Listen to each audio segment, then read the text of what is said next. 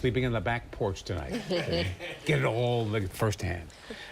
Trees, power lines coated in ice earlier today. Because of that, there's concern whether they can withstand what is coming. 13 WHAM's Amanda Valdez picks up this part of our team coverage to tell us how people across the area have been preparing for these winds. Amanda?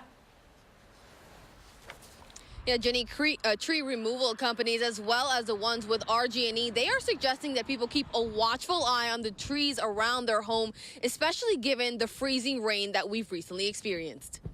Debbie Torrey's home is surrounded by trees, much like the rest of the houses in her Irondequoit neighborhood.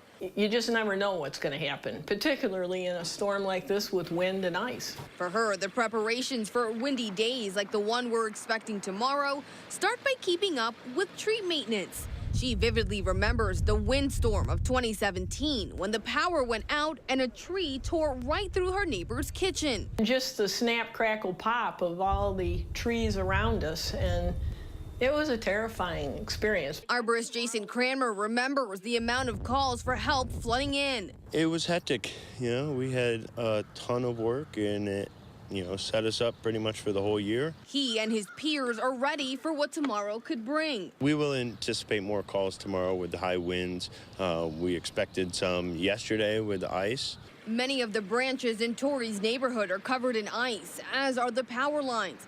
Arborists suggest having the trees on your property checked out every 3 to 5 years. It's also important to look for cracks left by previous storms or areas of decay. To have an arborist go through, remove dead wood, reduce the wind resistance and the weight in the trees as necessary.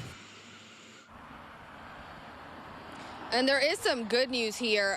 We spoke to Scott earlier today, and he forecast that tomorrow's gusts will be 25 miles less than what we had in March of 2017. That was about 80 miles per hour, so that's some good news. Now, RG&E crews, they are on standby and ready to go for tomorrow. They say their first priority is going to be responding to those downed power lines. For now, we're live in Henrietta. Amanda Valdez, 13 WHAM News. All right, thank you. And a quick reminder to steer clear of tall trees during high winds. Never touch a down power line, even if you think it's dead. And always call your utility provider. Keep flashlights and candles ready to go in case